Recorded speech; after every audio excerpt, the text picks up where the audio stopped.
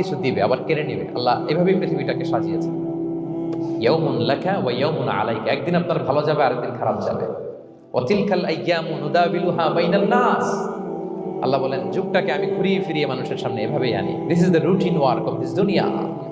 দুনিয়ার routine work এইটা। আজকে ভালো কালকেও যে ভালো যাবে এমনটা নয়, কালকে খারাপ যাবে।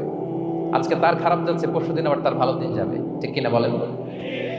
অন্য এক সূরায় আল্লাহ তাআলা বলেছেন ফাইন্না মাআল উসরি ইউসরা, নিশ্চয়ই কষ্টের সাথে আছে স্বস্তি। আজীবন মানুষ কষ্টে থাকে না, দুঃখের পরে থাকে সুখ, দুঃখের পরে কি থাকে? সুখ থাকে।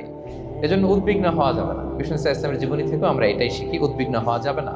তিনি বলতেন ওয়ালাম আন্নামা আসাবাকা লাম ইয়াকুন লিইখতিআক ওয়া মা আখতাআকা লাম ইয়াকুন লিইউসিবাক রুফিআতিল আকলাম ওয়া জাফফাতিস সুহুফ। ওনার কাজিন আব্দুল্লাহকে ডেকে বললেন, আব্দুল্লাহ, যেটা তুমি পাওয়ার সেটা তুমিই পাবা, কোনোদিন মিস হবে না। এটা তুমি, যেটা তোমার হওয়ার কথা ছিল এটা তুমি পাবাই, এটা মিস হবে না। আর যেটা তোমার নসিবে নাই, যেটা তুমি পাবা না, গোটা বিশ্বের সব ক্ষমতাকে হাতের মুঠোয় আনলেও সেটার দেখা তুমি পাবে না।